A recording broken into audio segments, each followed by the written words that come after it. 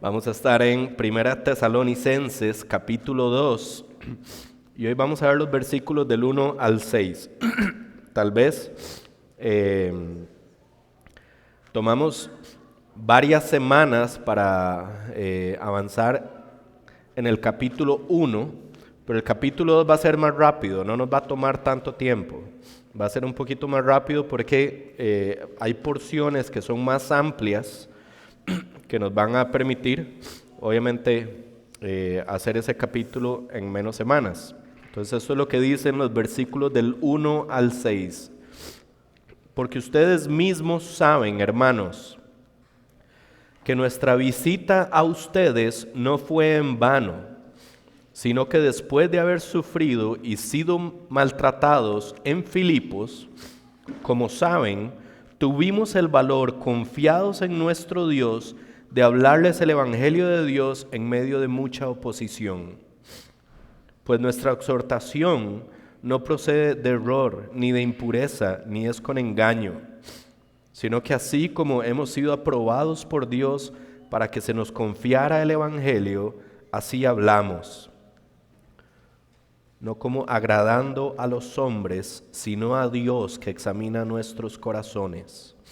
Porque como saben, nunca fuimos a ustedes con palabras lisonjeras, ni con pretexto para sacar provecho. Dios es testigo. Tampoco buscamos gloria de los hombres, ni de ustedes ni de otros, aunque como apóstoles de Cristo hubiéramos podido imponer nuestra autoridad.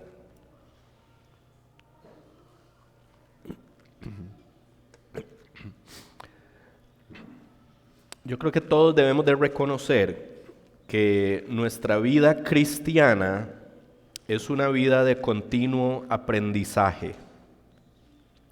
Todos estamos continuamente aprendiendo de quién es Dios, de qué ha hecho Dios por nosotros, de cómo espera Dios que nosotros respondamos al Evangelio que ha transformado nuestras vidas. Lo que implica, a su vez, que durante todo nuestro peregrinaje hasta llegar a la presencia de Dios, vamos a estar aprendiendo de alguien. ¿Okay? Si es un camino de aprendizaje, esto implica que alguien nos va a estar enseñando, ¿cierto? Vamos a tener personas que que influencien, se dice así, ¿verdad? Nuestra vida cristiana. Y entonces hay ciertas preguntas que es importante que nos hagamos. Por ejemplo, ¿cómo te aseguras de que estás siendo enseñado por las personas correctas? Voy a hacerlo todavía más puntual. ¿Cuál sería la principal característica que debe tener una persona a la que deseas seguir, a la que deseas escuchar, de la que quieres ser enseñado, de la que te quieres dejar persuadir o de la que te quieres dejar influenciar? ¿Cuál es esa característica? ¿Cuál es esa característica que te ayuda a discernir a qué persona seguir y a qué persona evitar?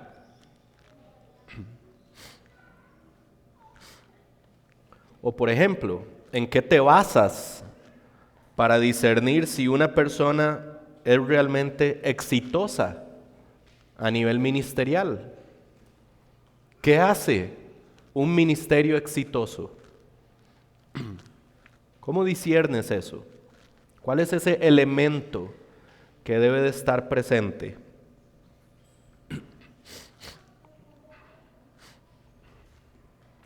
Y es importante tener estas respuestas porque hay una realidad que la Biblia nos describe. Y la realidad es que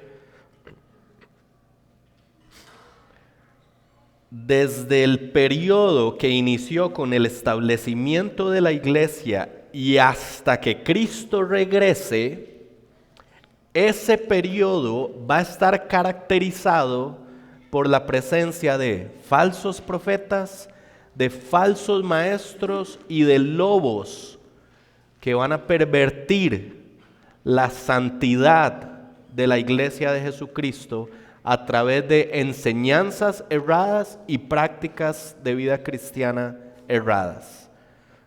Si hay algo que la Biblia nos dice, y Dani lo enseñó hace poco, en algún momento va a haber personas que van a enseñar lo que las personas quieren escuchar, no lo que Dios quiere que sea enseñado, lo que la gente quiere escuchar. Eso es lo que caracteriza este periodo entre la primera venida de Cristo y su segunda venida, de tal manera que podemos tener como certeza que en este momento en el mundo hay una gran cantidad de personas que se hacen llamar a sí mismos maestros, que se hacen llamar a sí mismos ministros, que se hacen llamar a sí mismos consejeros, que se hacen llamar a sí mismos pastores, misioneros, evangelistas. Póngale cualquier título que quepa dentro de la categoría de ministro, que en realidad no son verdaderos ministros del Señor. Y la Biblia lo advierte. Esta época, este periodo va a estar caracterizado por este tipo de personas. Entonces, necesitamos saber cuál es la característica, la cualidad no negociable que deben de tener las personas que van a influenciar nuestra vida espiritual. ¿Tiene sentido? Si van a haber tantos maestros falsos, lobos y profetas falsos, o sea, personas que comunican el evangelio, pero lo hacen de mala manera o con malas motivaciones o para provecho personal o para lo que sea, nosotros tenemos que estar alertas y atentos a cómo los identificamos. ¿Cómo sabemos? ¿Vamos a ser perfectos en identificarlos? No. Seguramente algunos se nos van a filtrar por ahí, pero hay ciertas características que deben de estar presentes que nos podrían advertir a nosotros, a este es mejor no escucharlo. Con solo que no cumplan una de estas, lo mejor es no escucharlo. Ahora, pónganse en esta perspectiva. Durante la semana nosotros tenemos que luchar contra nuestro pecado. Tenemos que luchar contra el pecado que el mundo quiere la influencia más bien que el mundo quiere ejercer hacia nosotros para que pequemos. Entonces no solo lo que está en nosotros, sino lo que el mundo nos vende y se genera una tentación en nuestro corazón a partir de lo que hay en el mundo. Además, tenemos que vivir y convivir con personas a nuestro alrededor que también tienen pecado. Vamos a trabajar y hay pecado ahí. Vamos al gimnasio y hay pecado ahí. Incluso venimos a la iglesia, hay pecado aquí. Todo lo que hay a nuestro alrededor es un mundo de pecado que evidentemente estamos a la espera de la restauración de todas las cosas, pero no debemos ignorar que este es un mundo de pecado. Ahora, añádanle a este mundo de pecado la responsabilidad de decir, bueno, yo voy a escuchar a esta persona porque no todo lo que enseña está bien, pero hay cosas que están bien. O esta persona no tiene las motivaciones correctas, pero hay cosas que están bien ahí. Entonces hay un poquito de cosillas malas y un poquillo de cosillas buenas. Pensémoslo de esta manera. ¿Cuántos de nosotros tenemos la capacidad de discernir de manera completa el pecado en nosotros? No lo podemos hacer. Ahora, ¿cuántos de nosotros tenemos la capacidad de discernir la totalidad del pecado en el mundo? No lo podemos hacer. Ni en las otras personas, no lo podemos hacer. Ahora, a todo eso, ¿ustedes creen que nosotros vamos a tener el discernimiento para saber cuándo esta persona está errando y cuándo está diciendo la verdad en todo momento? ¿Saben qué es lo que va a pasar? Que si yo sé que hay una persona que enseña a veces bien y a veces mal, y sigo consumiendo de esa persona, ¿qué va a pasar? En algún momento se me va a filtrar una doctrina o una práctica errada que va a afectar profundamente mi alma, mi relación con Dios y mi vida de espiritualidad. ¿Tiene sentido? Entonces, familia, esto es lo que nosotros decimos, todo o nada. ¿Okay? Y yo les he dado un ejemplo anteriormente. Piénsenlo de esta manera. ¿Qué pasa si yo les doy una galletita de choco chips, de esas que son deliciosas? No, mejor el crocante que ustedes hacen. El crocante alemán que hacen doña Anabel y Gaby. Pero yo le digo, vean, Gaby, doña Anabel, póngale 1 miligramo de caquita de gato.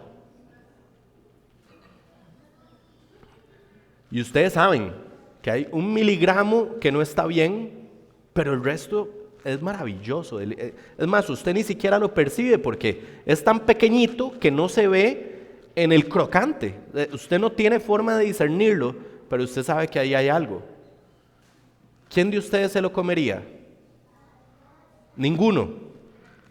Nadie levantó la mano. Ahora, tenemos que aprender a ser consistentes en nuestra vida. Si no nos comemos eso, porque sabemos que nos va a hacer mal a nuestro cuerpo y además nos da asco, ¿verdad? Nos daría asco. ¿Okay? No deberíamos de ser consistentes y no consumir algo de alguien que nosotros sabemos que no hay verdad ahí, que hay error ahí y que va a generar un malestar para nuestra alma.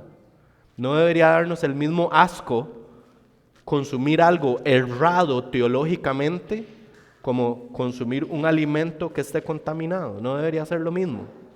¿Cierto que eso sería consistencia? Bueno, esa es la consistencia que nosotros tenemos que buscar. Por eso les digo, es todo o nada. Yo no quiero seguir a una persona que enseña 98% de verdad y un 2% de mentira, cuando ese 2% de mentira puede tener grandes consecuencias para mi vida espiritual. ¿Tiene sentido?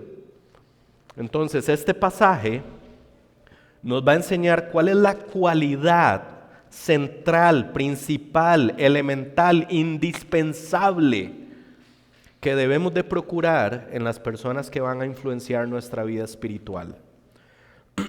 Y esto va a sintetizar toda la sección que nosotros vamos a estar estudiando. Esa característica indispensable es que el líder espiritual debe de tener el deseo de agradar a Dios. El líder espiritual debe de tener el deseo de agradar a Dios. Y hablo del líder espiritual como metiéndolo todo igual dentro de la categoría de ministro o líder espiritual. Una persona que influencia hacia la vida cristiana, ya sea enseñando doctrina o enseñando prácticas de vida cristiana. Y vamos a ver esa realidad de la importancia, lo elemental de que el líder espiritual tenga el deseo de agradar a Dios en 3 secciones, en donde vamos a ver que el deseo de Dios, de agradar a Dios, nos lleva a predicar en medio de la oposición, que el deseo de agradar a Dios nos lleva a enseñar solamente la palabra de Dios, y el deseo de agradar a Dios nos lleva a predicar mientras tenemos las motivaciones correctas. Teniendo las motivaciones correctas, podríamos decir siendo íntegros en nuestras, siendo íntegros en nuestras motivaciones. Eso es lo que vamos a ver esta mañana. Y el versículo 1 nos va a servir un poquito como de transición entre el capítulo 1 y el capítulo 2. Noten que empieza con un porque, dice, porque ustedes mismos saben, hermanos, que nuestra visita a ustedes no fue en vano. Okay, es como si Pablo estuviera diciendo, nuestra visita en Tesalónica no fue en vano en el sentido que no fue una pérdida de tiempo.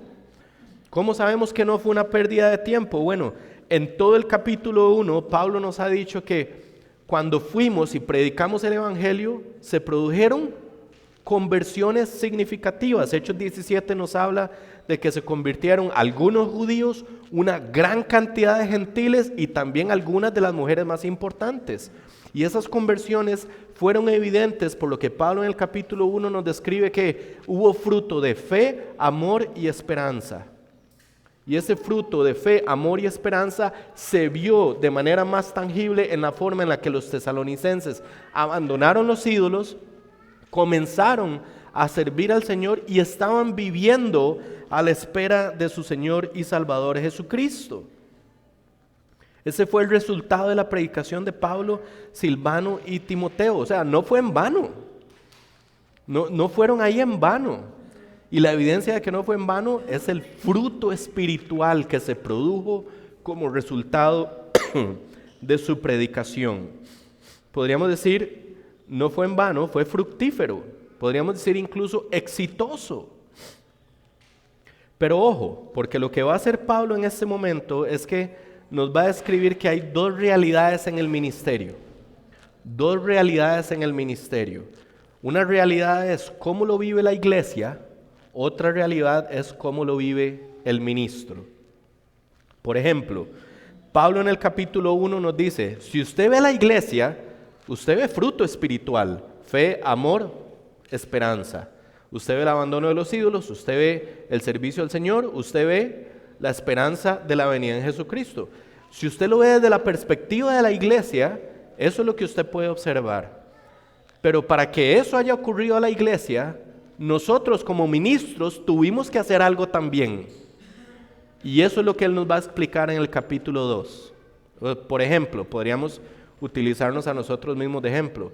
Ustedes pueden decir, ¿cuál ha sido de manera general en Iglesia La Gracia el resultado de la predicación de los pastores, de la enseñanza de los pastores, en predicación, en consejería, en estudios, en cursos, como sea, en discipulado, como sea? Y ustedes podrían dar una respuesta. Esto es lo que ustedes como iglesia han visto, el fruto de eso que nosotros hemos hecho. Pero si ustedes nos preguntan a nosotros, nosotros les diríamos, esto es lo que nosotros hemos tenido que hacer para poder darles a ustedes esto. ¿Tiene sentido? Entonces el capítulo 1 es, vean la perspectiva de la iglesia. El capítulo 2 es, esto es lo que nosotros como ministros tuvimos que hacer. Esta es la perspectiva de los ministros. Y entonces es básicamente como si nos estuvieran diciendo, ¿cómo lo vivieron ellos? ¿Cómo lo vivieron ellos? Y la forma en la que ellos lo vivieron debe de constituir el modelo de todo ministro. ¿Okay? Algunos eruditos catalogan este texto de 1 Tesalonicenses 2, del 1 al 6, como el texto donde más claro y de manera más robusta se nos habla de lo que es el ministerio pastoral. Así de importante es. Usted quiere llegar eventualmente a ser ministro, considere esto con la mayor seriedad posible. Ahora, yo lo quiero enseñar desde una perspectiva un poco más aplicativa, en el sentido de cómo ustedes pueden discernir a quién van a permitir que se constituya en un maestro de ustedes, en una persona de influencia para ustedes, en una persona que tenga un impacto en sus vidas. Entonces vamos a ver la primera verdad. ¿Okay? Recuerden que la verdad central es que la característica indispensable de un líder espiritual es el deseo de agradar a Dios. ¿Cómo se ve eso? Bueno, número 1, el deseo de agradar a Dios nos hará predicar a pesar de la oposición y sus consecuencias. El deseo de agradar a Dios nos hará predicar a pesar de la oposición y sus consecuencias. Vean lo que dice el versículo 2. Dice, sino que después de haber sufrido y sido maltratados en Filipos, como saben, tuvimos el valor, confiados en nuestro Dios, de hablarles el evangelio de Dios en medio de mucha oposición. Es como si Pablo le estuviera diciendo, ustedes saben que cuando llegamos a Tesalónica, llegamos en medio de mucho sufrimiento. Ahora, ¿cuál fue ese sufrimiento? Para que podamos tener una perspectiva correcta del tipo de sufrimiento que ellos experimentaron. En Hechos capítulo 16, versículos 22 al 23, se nos dice lo siguiente: esto fue lo que ocurrió mientras ellos estuvieron en Filipos. La multitud se levantó a una contra ellos, y los magistrados superiores, rasgándoles sus ropas, ordenaron que los azotaran con varas. Después de darles muchos azotes, los echaron en la cárcel, ordenando al carcelero que los guardara con seguridad. Estas personas, Pablo y Silas específicamente, no se nos dice el caso de Timoteo, pero Pablo y Silas fueron azotados con varas en sus espaldas. Y no fue un par de azotes, fueron muchos azotes. Ustedes saben qué es lo que provoca a la piel el azote con varas y el azote continuo con una vara en la espalda. Prácticamente la despedaza. Se producen desgarres en todo tipo de tejido y ruptura en todo tipo de tejido, donde prácticamente la espalda queda en carne viva. Así quedó la espalda de Pablo y de Silas por estar predicando el evangelio en Filipos. Ahora, piensen esto. Salen de Filipos con sus espaldas así, posiblemente en carne viva todavía, o si no, con las primeras formaciones de esas llagas que se empiezan a generar cuando el tejido es mutilado de esa manera. Para empezar a sanar se empiezan a hacer como ese tipo de llagas. Así salieron ellos de Filipos, llegan a Tesalónica. ¿Y qué hacen en Tesalónica? ¿Qué hubieran hecho ustedes? Ustedes van a Filipos y eso les pasa en Filipos. Y salen de Filipos y llegan a Tesalónica. ¿Qué hacen ustedes? Posiblemente nosotros hubiéramos pensado: no hombre, si esto me pasó en Filipos, yo no voy a ir a predicar el evangelio a Tesalónica. Para que me vuelva a pasar lo mismo. Mi espalda ni siquiera ha sanado. Es más, aquí tengo las llagas, no aguanto ni la ropa. No aguanto esta ropa que me pega. Imagínense, así llegaron ellos a Tesalónica.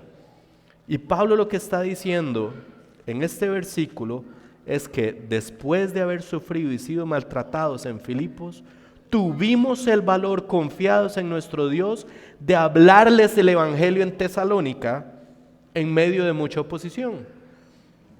O sea que salieron de Filipos con esas marcas en sus espaldas, y cuando llegaron en Tesalónica perfectamente pudieron haber dicho, no pudieron haber dicho, lo consideraron definitivamente: aquí si predicamos el evangelio nos puede pasar lo mismo y nuestra espalda ni siquiera ha sanado.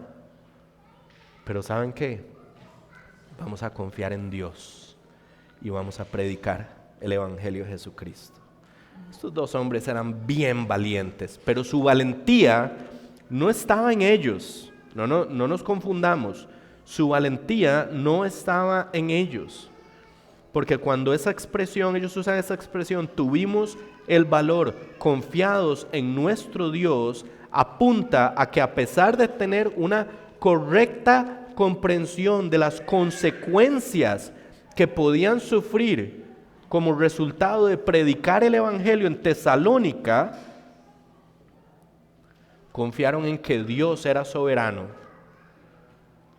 sobre el resultado de su predicación. Y esto es lo que pasa cuando Dios te llama a un ministerio. Él te da la gracia para sobreponerte a las pruebas que ese ministerio pueda presentar. Y esto es bien importante. Un comentarista dice: quien se sabe enviado por Dios se siente rodeado por la providencia y la protección divinas. Y así es. Ellos sabían lo que les podía pasar en Tesalónica, ya les había pasado en Filipos, pero había una razón por la que ellos tenían la convicción de predicar con valor y con confianza en el Señor. Y es que el evangelio que ellos predicaban era el evangelio de Dios. No era un mensaje que ellos se inventaron. Eran las buenas nuevas de que Dios en Cristo estaba perdonando los pecados y reconciliando a los pecadores consigo mismo. Y aquí es donde estos ministros tuvieron que tomar esta decisión. Tenemos las llagas o las heridas y las marcas en nuestras espaldas. Y tenemos que tomar la decisión de si predicamos o nos abstenemos de predicar. ¿Cuál es el fundamento para tomar esa decisión? ¿De quién es el evangelio? Es el evangelio de Dios. Eso no es poca cosa. Ahora, cuando uno considera que este es el evangelio de Dios, dado por Dios, revelado por Dios, y que el clímax de este evangelio es Cristo crucificado, llevando la ira por los pecados de los pecadores sobre sus hombros, ahí es donde uno tiene que preguntarse, ¿qué es más importante? ¿Ese anuncio o mi seguridad física y personal? Eso es lo que constituye a un ministro del Señor. El que ve el costo, no lo ignora, el que ve el costo y lo asume porque entiende que hay algo que es más importante que su propia vida, y es que el evangelio que fue llamado a predicar es el evangelio de Dios. Y por eso es que a pesar de que entiende lo que puede pasar, lo enfrenta. Porque no puede negar el llamado del Señor y no puede callar algo tan glorioso como el evangelio de Jesucristo. Ellos habían pesado en la balanza y reconocieron al menos dos cosas. Es mejor cargar en nuestro cuerpo las marcas de la oposición del mundo que cargar en nuestra alma la marca de la infidelidad al Señor. Eso caracteriza la vida de un ministro. Voy a decirlo de otra manera. Concluyeron que era mejor ser afligidos en sus cuerpos que ser afligidos en sus almas por no hacer lo que Dios los había llamado a hacer. ¿Y saben qué hicieron ellos? Escogieron confiar en el Señor, agradar al Señor y predicar con fidelidad el evangelio, sabiendo las consecuencias que eso podía traer. ¿Saben cuál es una de las características de un ministro verdadero? Alguien que ustedes tienen que seguir, alguien que ustedes quieren seguir, es que va a predicar sea cuales sean las circunstancias en las que se encuentre. ¿Quieren saber dónde hay un ministro al cual no seguir? Cuando la cosa se pone fea, deja de predicar. Ese es un ministro que enseña según las circunstancias. Y si alguien enseña según las circunstancias, no tiene el llamado ni la convicción del Señor para predicar, independientemente de cuáles sean las circunstancias y el contexto externo en el que se encuentre. ¿Tiene sentido? Nosotros queremos seguir a aquellos que predican independientemente de en dónde se encuentren y cuál sea el contexto en el que se encuentren. No hay un solo ministro que haya predicado con fidelidad, que no haya sufrido y experimentado oposición por causa de su predicación. Véanlo de esta manera. ¿Ustedes creen que Satanás se va a oponer a alguien que es infiel en la predicación?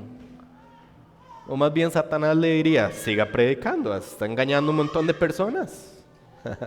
Siga predicando, vean todos los que lo están siguiendo y ni siquiera pueden discernir la verdad del error. ¿Qué me voy a meter con esa persona? Más bien le voy a dar, ¿cómo es? Como como luz verde. No, así no es. Por el contrario, podemos tener plena certeza que el ministro fiel del Señor va a sufrir oposición. Va a sufrir oposición, pero la oposición no debe limitar su predicación.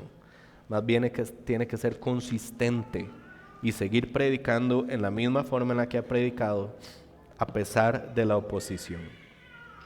Eso es lo primero que buscamos en un verdadero ministro que queremos seguir. Predicará a pesar de la oposición y sus consecuencias con el único deseo de agradar a Dios.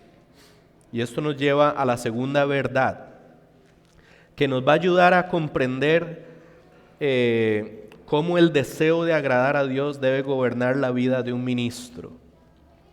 Y vamos a enfocarnos un poquito más en esta sección que en la primera y en la tercera. Esta es la segunda verdad. El deseo de agradar a Dios nos mantendrá enseñando únicamente su palabra. El deseo de agradar a Dios nos mantendrá enseñando únicamente su palabra. Vean lo que dice versículos 3 y 4. Pues nuestra exhortación no procede de error, ni de impureza, ni es con engaño, sino que así como hemos sido aprobados por Dios para que se nos confiara el Evangelio, así hablamos, no como agradando a los hombres, sino a Dios que examina nuestros corazones.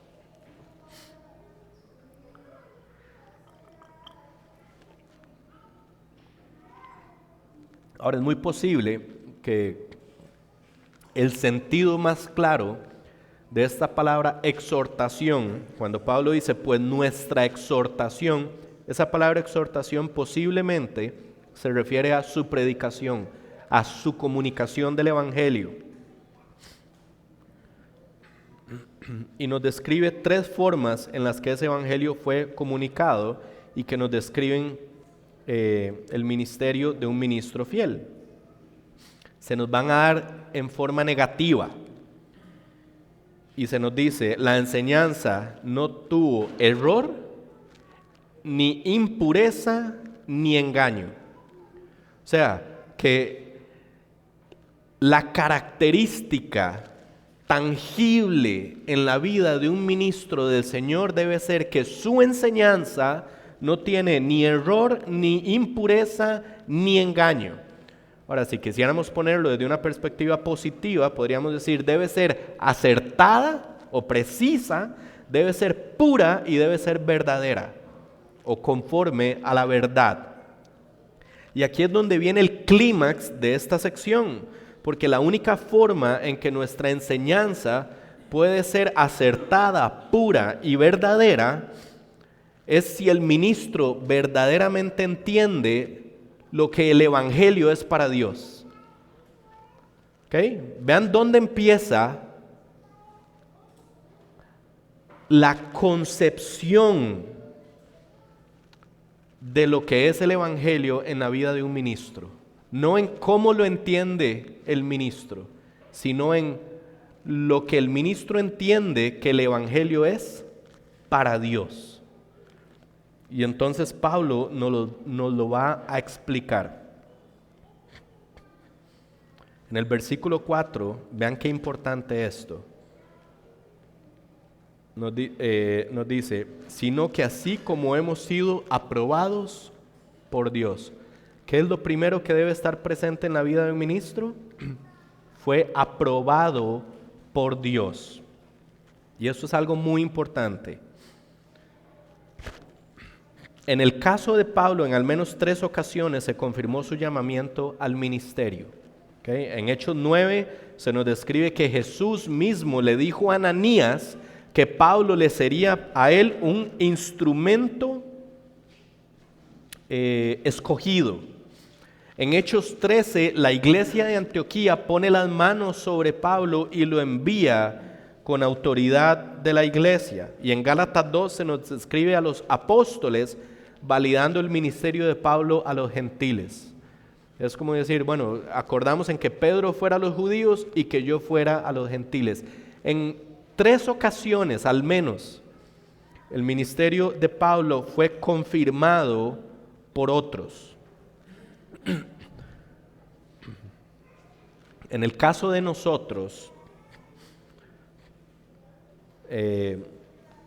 la norma es que Dios no nos hable de esa manera. En el caso de nosotros hay al menos 2 elementos. Número 1, la convicción personal de que Dios nos está llamando al ministerio.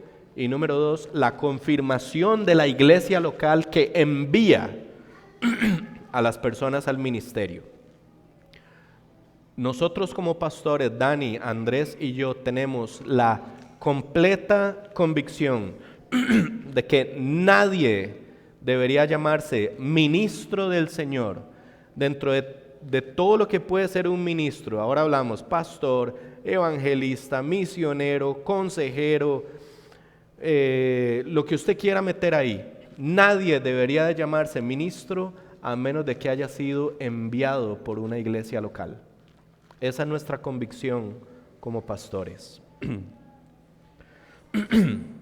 El que es un verdadero ministro es aquella persona que ha sido evaluado y que ha sido comisionado por otras personas que han verificado y han confirmado el llamamiento de esta persona al ministerio, y lo han visto por su carácter, y lo han visto por su entereza, y lo han visto por el manejo de doctrina que tiene, y lo han visto porque han visto a esa persona servir apasionadamente con las motivaciones correctas. En el caso de Pablo fue así.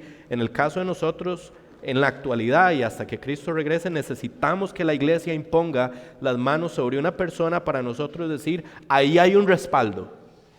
Yo no quiero seguir, se los digo, eso es personalmente, y si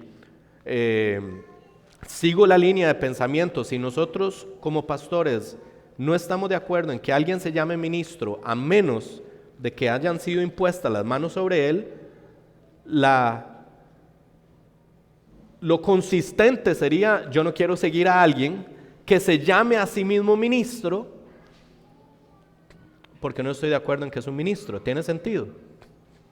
Eso es ser consistente. Porque vean lo que pasa. Pablo nos está diciendo, sino que así como hemos sido aprobados por Dios, ¿okay? La aprobación de Dios tiene un objetivo. Y aquí era donde les decía, este es el clímax. ¿Cuál es el objetivo? Poder confiarle el evangelio a aquellos que Él ha aprobado. Poder confiarle el evangelio a aquellos que Él ha aprobado. Aquí está el peso de lo que nosotros hacemos como ministros. Porque confiar, esa acción de confiar, quiere decir poner al cuidado de alguien. Poner a alguien a cuidar algo que es de mucho valor.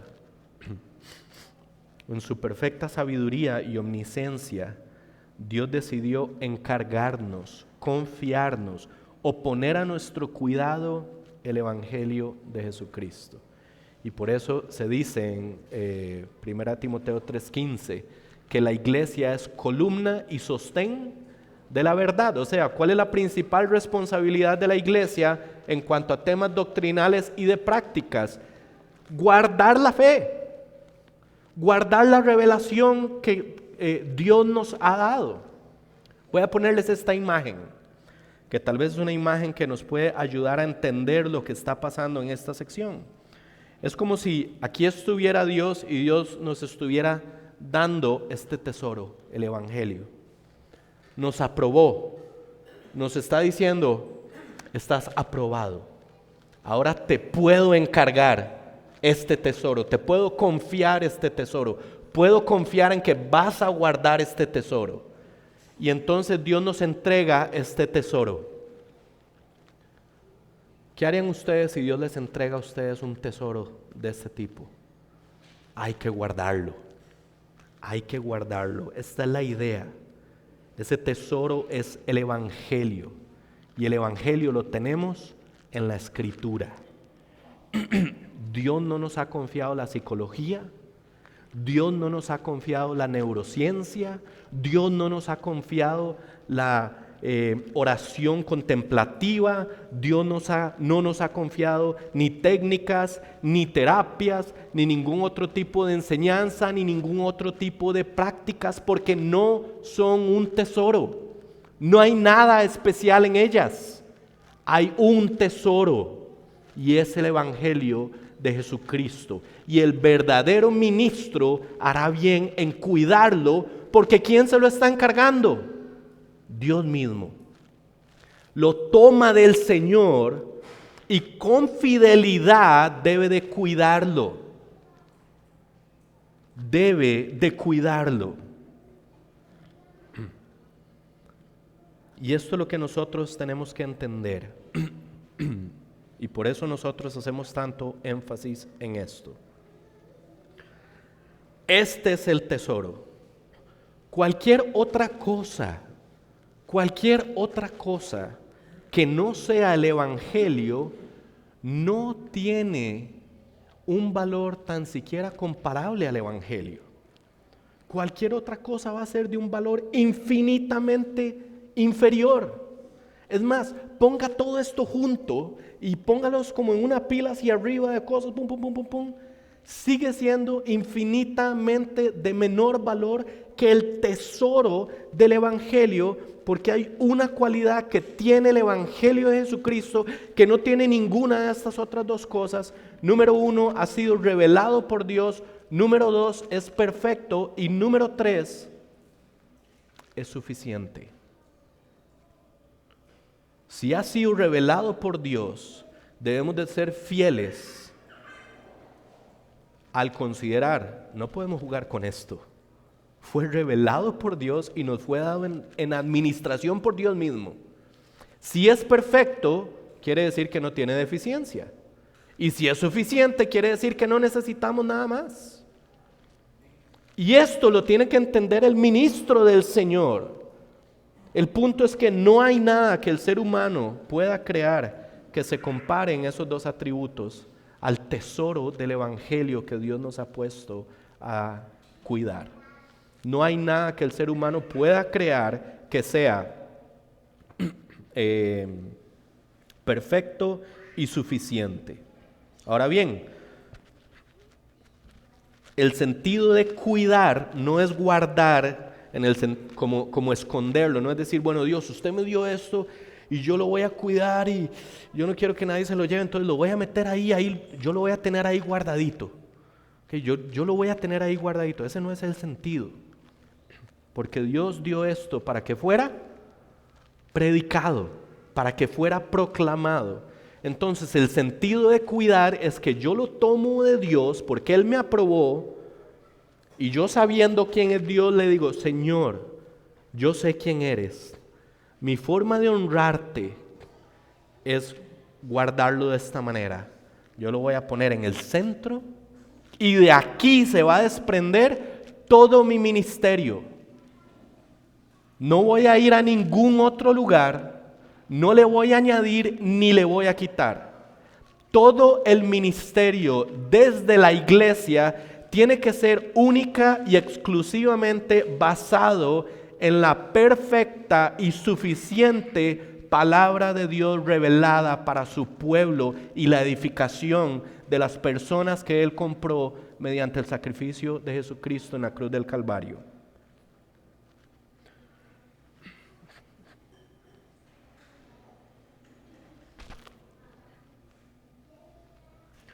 De tal manera que la responsabilidad de un ministro del Señor es asegurarse de que todo lo que está enseñando a nivel de doctrina y a nivel de práctica de vida cristiana sea completamente consistente con lo que Dios le encargó administrar. Esa palabra confiar puede ser incluso administrar. Yo tomo lo que el Señor me ha dado y se lo administro al pueblo que Él ha comprado. y en doctrina y en práctica tiene que ser consistente con esto, porque Dios es celoso de cómo lo vamos a administrar. Y esto es lo que les quiero decir. Entiendan lo que les quiero decir, por favor. Dios le confía esto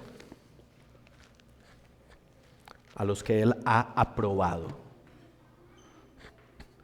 Y el ejemplo, el modelo que tenemos en Hechos 13 es que una vez que Cristo ascendió a los cielos, Él le delegó a la iglesia el aprobar quiénes son los siguientes ministros, ya sea para que ministren en la misma iglesia local o para ser enviados.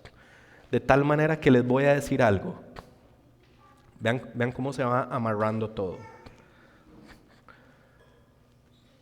Si usted no fue enviado por una iglesia local, usted no es un ministro del Señor. Y el evangelio no se le ha confiado. Usted no está llamado a administrarlo. Usted puede predicar. Evangelismo lo debemos de hacer todos, entiéndanme bien. Evangelismo lo podemos hacer todos y debemos de hacerlo todo. Pero ponerse en la posición de ser un líder espiritual para otras personas, usted no lo es. Hasta que usted sea encomendado por la iglesia para hacerlo. Y es en ese momento donde entonces el evangelio le es encomendado para que usted lo cuide como ese tesoro y se lo administre al pueblo del Señor para su edificación.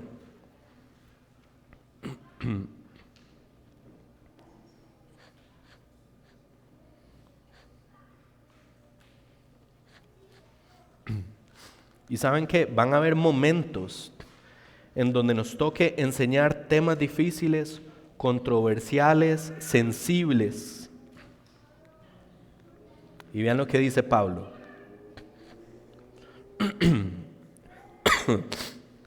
Que así como se nos confió el evangelio, así hablamos. Así hablamos. Dice, no como agradando a los hombres, sino a Dios que examina nuestros corazones. Básicamente es así como esto es lo que está diciendo. No nos apartamos ni a izquierda ni a derecha. Así como se nos dio, así hablamos. Nadie podría acusarnos de sumarle o restarle. Lo que se nos dio es lo que comunicamos. Eso es lo que Pablo está diciendo. Y lo hacemos así porque el anhelo de sus corazones no era agradar a los hombres, era agradar a Dios que les había confiado el evangelio. Entonces, vean esto. La persona que no entiende esta encomienda de Dios que Dios le ha confiado el evangelio, ¿ustedes saben qué suele pasar con esas personas que establecen sus propios ministerios sin haber sido encomendados por una iglesia local para hacer ese ministerio? ¿Saben qué es lo que suele pasar? Empiezan a enseñar cosas que no son conforme al evangelio. En algún punto empiezan a desviarse del evangelio. Porque si usted no ha sido llamado por Dios, es muy posible que usted en algún momento diga, esto es difícil enseñarlo. Digamos, ustedes pueden hablar con Dani, con Andrés y conmigo. Hay temas que son difíciles. Hay temas en que uno sabe que el texto nos va a llevar por ahí y uno tiene que decirle, Señor, dame la fuerza y dame la valentía para enseñar esto, como queriendo agradarte a ti y no queriendo agradar a los hombres, porque yo sé que cuando yo predique esto va a generar cosas en el corazón de la iglesia. Y si yo no estoy firme en lo que el Señor me ha confiado, y si mi deseo no es exclusivamente agradar al Señor, ¿saben qué voy a hacer? Voy a comprometer el evangelio para no hacer sentir mal a ninguno de ustedes. Y entonces, cuando comprometo el evangelio, ¿quiénes son los que van a sufrir un deterioro en las almas? Ustedes. Y entonces ya no soy un ministro del Señor. He dejado de ser un ministro del Señor. Ese es el peligro.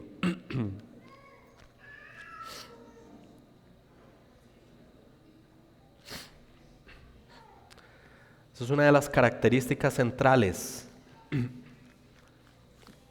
O la característica central, perdón, es el deseo de agradar al Señor. Aquí lo vemos claramente, es el deseo de agradar al Señor. El verdadero ministro solamente quiere agradar al Señor. ¿Y saben cómo lo hace?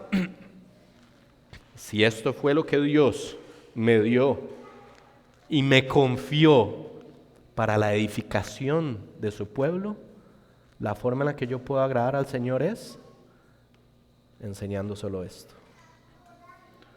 Yo enseño solo esto. Y a veces uno termina de predicar y uno va, Señor, ten misericordia de mí, porque yo no sé cómo va a responder la iglesia.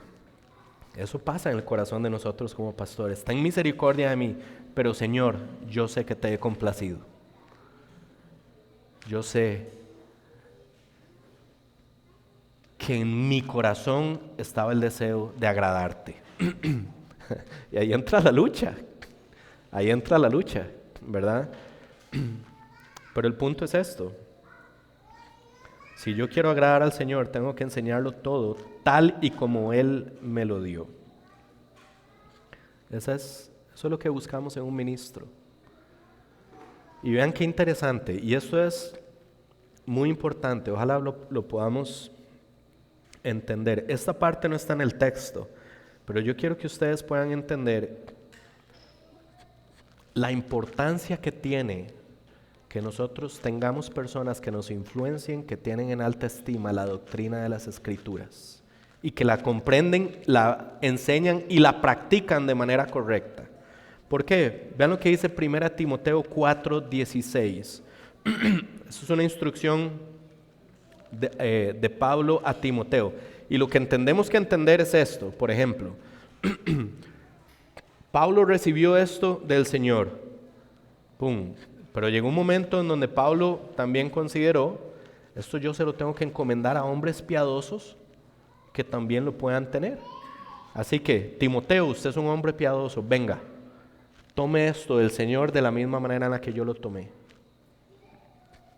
Vívalo, enséñelo y practíquelo en la misma manera en la que yo lo hago.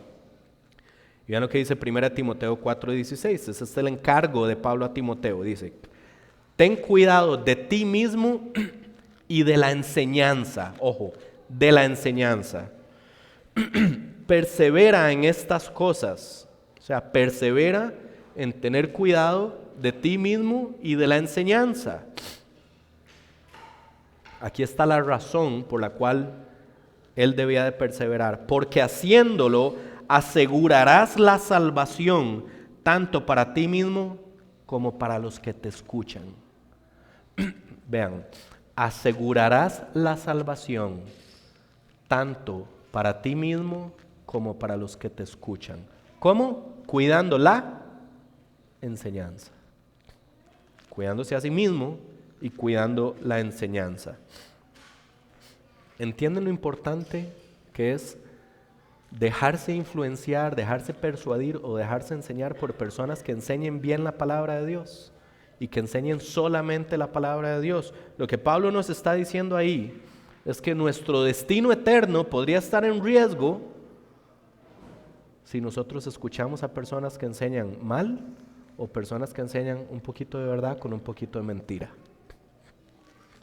¿Quieren saber el ejemplo de las consecuencias que puede tener un poquito de verdad y un poquito de mentira? ¿Se acuerdan lo que la serpiente le dijo a Eva en el jardín? Ciertamente no morirás. Vas a ser como Dios, vas a conocer muchas cosas que hoy no conoces, pero no vas a morir. Había verdad en que iba a conocer ciertas cosas. Era mentira que no iba a morir. Y Eva y Adán se fueron de cabeza, sin poner las manos. Un poquito de mentira con verdad no es suficiente. Yo no quiero eso en mi vida. Yo no quiero ser enseñado, ni ser persuadido, ni ser influenciado por alguien que enseña mucha verdad, 99% de verdad y un 1% de mentira, ya sea a nivel doctrinal o práctico. Yo no quiero eso. Yo quiero asegurarme de que si voy a dejarme persuadir por alguien, esa persona pase el filtro. El primer filtro, como vimos, es que predique sin importar las consecuencias de su predicación. Eso es un sello del verdadero ministro de Dios. El segundo sello es que se mantiene en la doctrina de las Escrituras, específicamente la suficiencia de las Escrituras. Ahora, vean el caso de Pablo. Si enseñamos solamente lo que Dios nos confió para enseñar, podemos tener la certeza, número 1, de que Dios se complace, y número 2, la iglesia va a ser afirmada en su salvación. Si no predicamos solamente lo que Dios nos confió, también podemos tener estas dos certezas. Dios no se va a complacer y el destino eterno de algunos de ustedes va a estar en riesgo. Así de antagónicas son estas dos certezas. Y por eso es indispensable que nosotros nos aseguremos de a quién le vamos a abrir las puertas de nuestros oídos. Porque cuando abrimos las puertas de nuestros oídos, estamos abriendo las puertas de nuestras almas. Así de importante es esto. Y no en vano Santiago capítulo 3 versículo 1 nos dice: hermanos míos, no se hagan maestros muchos de ustedes, sabiendo que recibiremos un juicio más severo. Saben, enseñar es muy bonito, pero no hay nada que sea peor para uno mismo y para los que nos escuchan que enseñar mal. Y mucha gente quiere enseñar y tener el deseo es bueno, pero ojo, porque si usted enseña mal, este texto es una advertencia: recibirás un juicio severo de parte del Señor. ¿Sabes por qué recibirás un juicio severo? Si no sos un buen maestro, un maestro fiel. Número 1, porque no estás confiando, no estás haciendo una buena administración del tesoro que se te ha confiado. Y número 2, estás poniendo en riesgo la salvación de las personas. Y por eso recibirás un juicio más severo. Por eso es que no basta con que me digan, 99% bien y un 1% mal. No basta con que me digan, mira, es muy bueno, pero uno tiene que discernir y retenerlo, desechar lo malo y retener lo bueno. Eso a mí no me basta, familia. Eso a mí no me basta.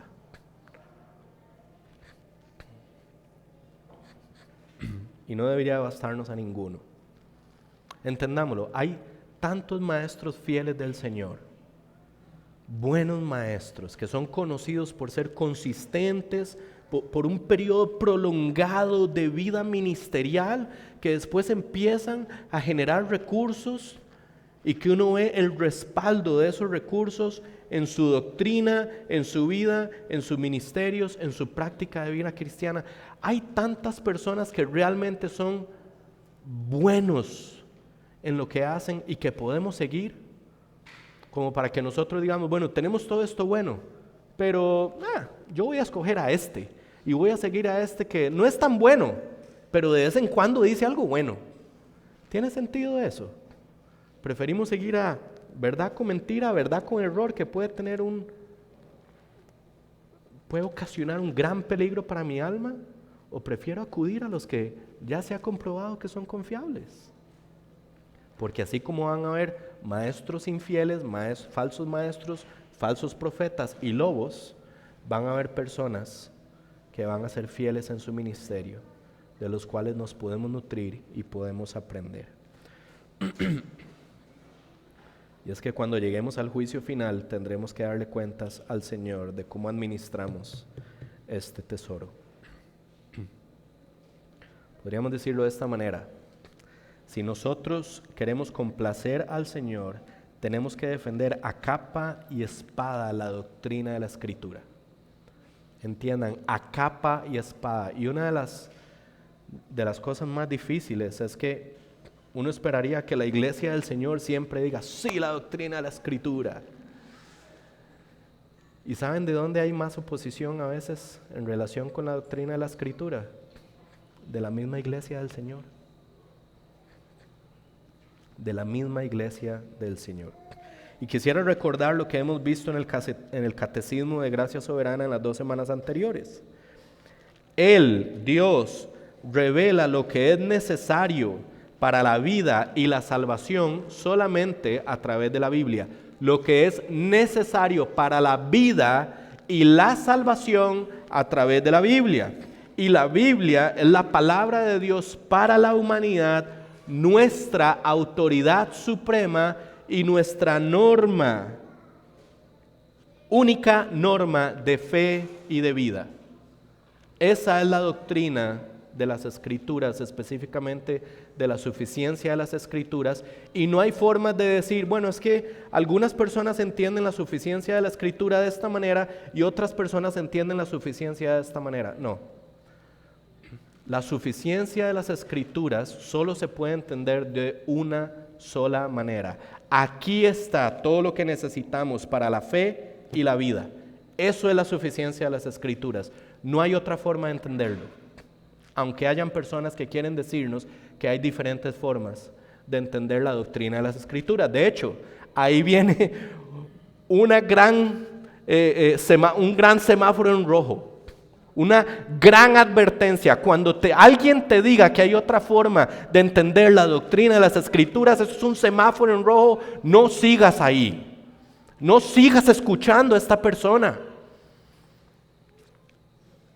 Porque si hay otra forma de comprender la doctrina de la suficiencia de las Escrituras que no sea aquí está todo para la fe y la vida cristiana, eso quiere decir que nos va a llevar por otro camino. Nos va a llevar por otro camino. ¿Y saben cuál es el peligro de ir por otro camino? Que al principio uno no se da cuenta. Apartarse un grado de la Escritura no parece tanto, ¿cierto? Pero con el pasar de los años, ese grado empieza aquí y con el pasar de los años te vas desviando y te vas desviando y te vas desviando. Y solo hay un camino. Hay 2 opciones en realidad. O te arrepientes y regresas, o no tienes forma de regresar. Porque hay un momento donde te has apartado tanto de la Escritura que ya tu corazón se ha endurecido hacia la Escritura por perseguir en otras fuentes lo que solo el tesoro que Dios ha revelado para su iglesia te puede proveer. Entonces, nosotros como pastores no les podemos imponer, escuchen a este y no escuchen a aquel. Nosotros no tenemos la autoridad para imponerles eso. Eso sería autoritarismo. Lo que sí podemos hacer es recomendarles fuentes confiables y advertirlos de fuentes que no son confiables. Eso sí podemos hacerlo. ¿Y saben cuál es una de nuestras principales consideraciones para determinar si una persona es confiable o no? Es examinar cuál es su entendimiento y su práctica de la doctrina de las Escrituras, específicamente la doctrina de la suficiencia de las Escrituras. Vean qué interesante. Y eso es lo que ustedes tienen que hacer. Yo no les puedo decir, ni Andrés ni Dani, aquí no, allá sí. No. Si ustedes nos preguntan y debieran de hacerlo, es un buen ejercicio. Juanjo, ¿qué pensás de esta persona? Y no asuman, no asuman que todo está bien. Pregúntenos, porque les voy a decir algo. ¿Saben quiénes son capaces de desviarse fácilmente? Sus propios pastores, Dani, Andrés y yo. ¿Y saben qué es lo que nosotros siempre les hemos repetido a ustedes? Si nosotros nos desviamos, por más cariño que ustedes nos tengan a nivel personal y a nivel individual, si nos desviamos, ¿qué les hemos dicho nosotros a ustedes? No nos sigan. Es más, váyanse de la iglesia. Así de serio es este tema. Y así de serio, con esa seriedad debiéramos de tomarlo absolutamente todos.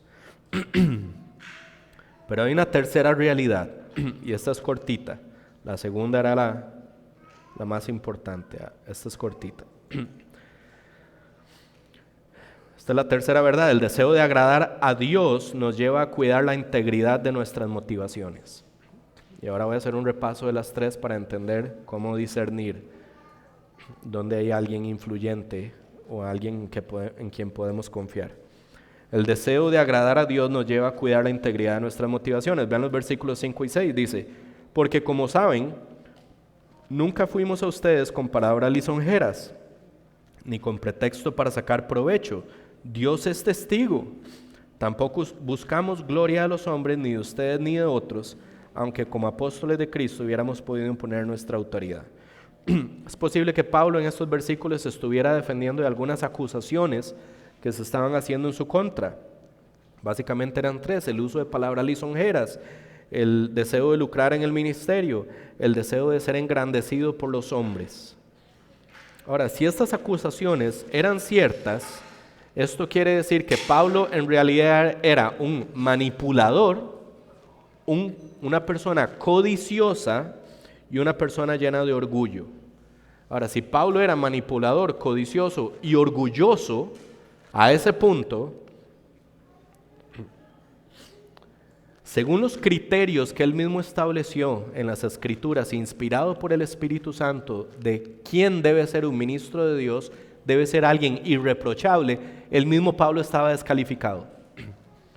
Porque si él era codicioso, manipulador y además orgulloso, él era reprochable.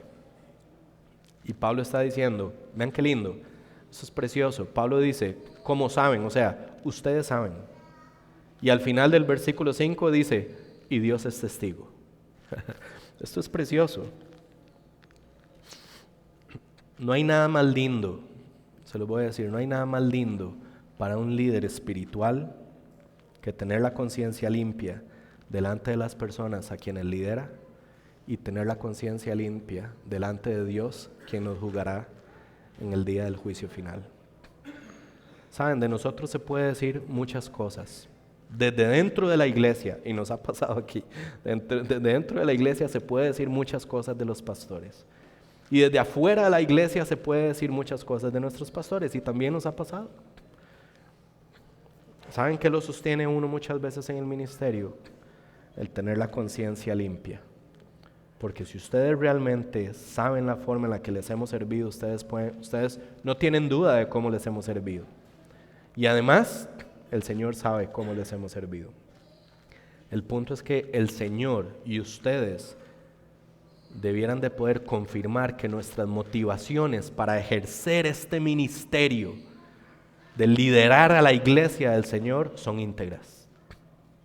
Hay integridad en nosotros. Nosotros no estamos buscando ni una sola cosa fuera de agradar al Señor para el beneficio de sus almas. Es todo lo que nosotros buscamos. Y eso debería estar presente en la vida de un ministro.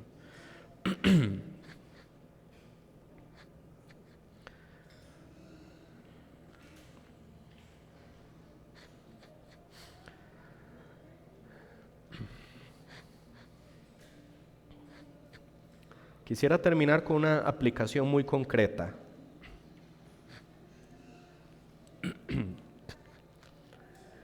Si la Biblia nos afirma que en los últimos tiempos, desde el periodo que va desde la primera venida de Cristo a la segunda venida de Cristo, va a estar marcado por la presencia de falsos maestros, falsos profetas, lobos vestidos con piel de oveja, que van a querer engañar al pueblo del Señor. Entonces, familia, necesitamos asegurarnos de seleccionar bien a quienes vamos a permitir que sean de influencia. Y necesitamos examinarlos a partir de esta realidad. ¿Desean estas personas agradar a Dios? Eso es muy subjetivo, eso es muy general. ¿Desean estas personas agradar a Dios? Ok. Vamos a lo puntual. ¿Cómo lo examinamos en la vida de los maestros, en la vida de los ministros que queremos que sean de influencia para nosotros? Esta es la forma más fácil. Mantienen una predicación pura y un carácter íntegro sin importar el contexto en el que se encuentren. Esa es la forma. Ahí usted sabe si esta persona quiere agradar al Señor. Mantiene una predicación pura, no se aparta del Señor. Mantiene sus motivaciones íntegras, lo hace para agradar al Señor, independientemente en el contexto en el que se encuentre. No cambia su teología, no cambia sus prácticas, no cambia sus motivaciones, no importa si está en Costa Rica, no importa si está en Turquía, no importa si está en Fiji, no importa si está en Hawái, no importa si está en Rusia.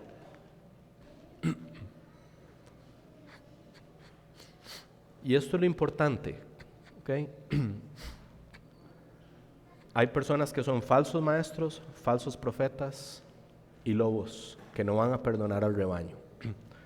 Pero también hay personas que con muy buenas motivaciones quieren ser maestros, pero no manejan bien la doctrina y enseñan error. ¿Tiene sentido? No estamos diciendo que todos los que enseñan mal son lobos o falsos profetas o falsos maestros. No, hay gente que tiene muy buena motivación y muy buen deseo de enseñar, pero enseñan con error. O hay personas que son muy precisos a nivel teológico y doctrinal, pero sus motivaciones son simplemente el querer sobresalir y querer darse a conocer y generarse un nombre a través del Evangelio de Jesucristo. Y se los voy a decir de esta manera: no queremos ser influenciados por ninguno de ellos. No queremos ser influenciados por personas que con buenas motivaciones enseñan mal, o por personas que enseñan bien con motivaciones que no son íntegras. No queremos eso. Nosotros como pastores les rogamos que por favor no se tomen esto a la ligera. Por favor no se lo tomen a la ligera.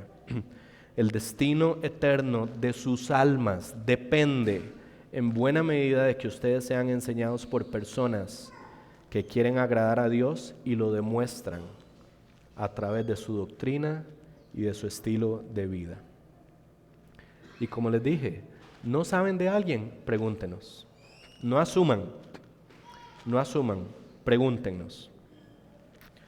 Porque tenemos que recordar que un poquito de levadura echa a perder toda la masa. Un poquito de error puede llevarnos al infierno. No importa si la persona tiene buenas motivaciones o malas motivaciones. El punto es que el error nos puede llevar al infierno.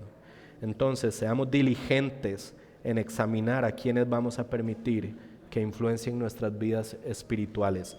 Pablo lo que nos enseña es que la característica indispensable de un líder espiritual es el deseo de agradar a Dios. Y del deseo de agradar a Dios se desprende la doctrina, la consistencia y las motivaciones íntegras. Y eso es lo que tenemos que buscar en las personas que queremos que sean de influencia para nosotros. Esto no va a garantizar que no podríamos fallar, pero definitivamente va a minimizar los riesgos de que se genere un detrimento para nuestras almas en un porcentaje muy alto. Vamos a orar y terminamos. Señor Jesús, te damos gracias, Padre, porque en tu bondad has aprobado personas para el ministerio. Los has confirmado a través de la imposición de manos de las iglesias locales, para que estas personas puedan llegar a ser considerados ministros y específicamente de tu palabra, hombres y mujeres a los cuales tú les has confiado el tesoro del Evangelio de Jesucristo, para que lo administren con fidelidad, Señor. Y Padre, no ignoramos que hoy hay un buffet de opciones, Señor, donde hay todo tipo de enseñanza, todo tipo de doctrina y todo tipo de práctica, Señor. Ayúdanos, Señor, a que así como no comeríamos una comida contaminada, porque sabemos que en medio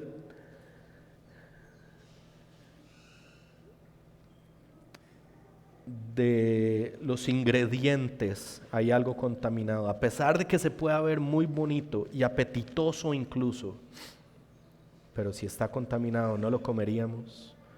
Que tengamos la misma consistencia para el cuidado de nuestras almas, de no consumir algo contaminado o de fuentes que suelen errar, ya sea en la doctrina, en la práctica o en el estilo de vida cristiana, Señor, porque eso puede traer un peligro para nuestras almas, Señor.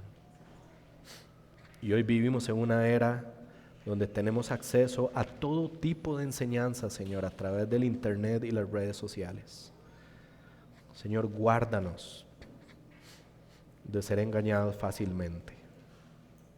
Guárdanos de ser tan orgullosos que podemos decir, está bien, yo puedo consumir contenido que yo sé que es errado o que no se sujeta a la doctrina de la suficiencia de las Escrituras.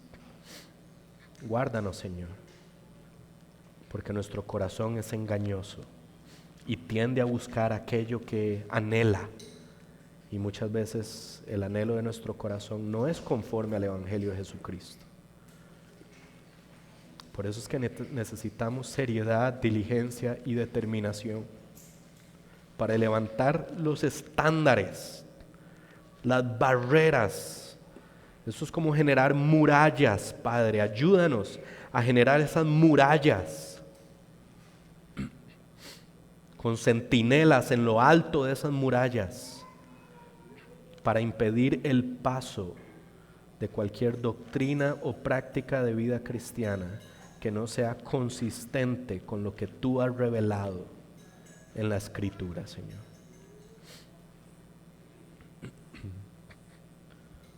Y cuando encontremos maestros que sean fieles a ti, que tengan motivaciones íntegras, que prediquen solamente el Evangelio de Jesucristo, ni más ni menos, y que mantengan esas motivaciones y que prediquen de esa forma sin importar el contexto y que lo hagan solamente para agradarte a ti, Señor. Ayúdanos a valorar a esos hombres y a esas mujeres, Señor. Que en nuestra iglesia hay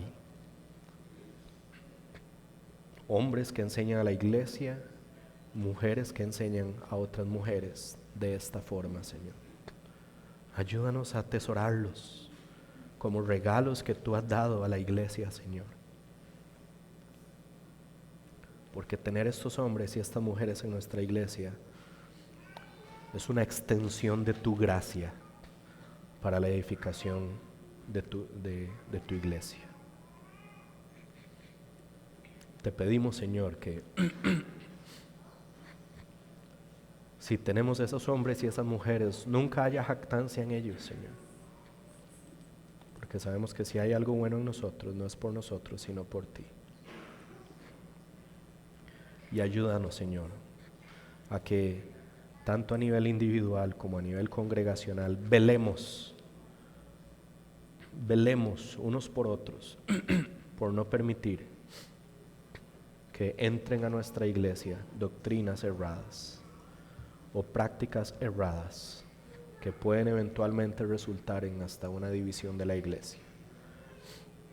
Cuando esas prácticas se albergan en el corazón y se afianzan en el corazón de algunos a tal punto que es irrevocable,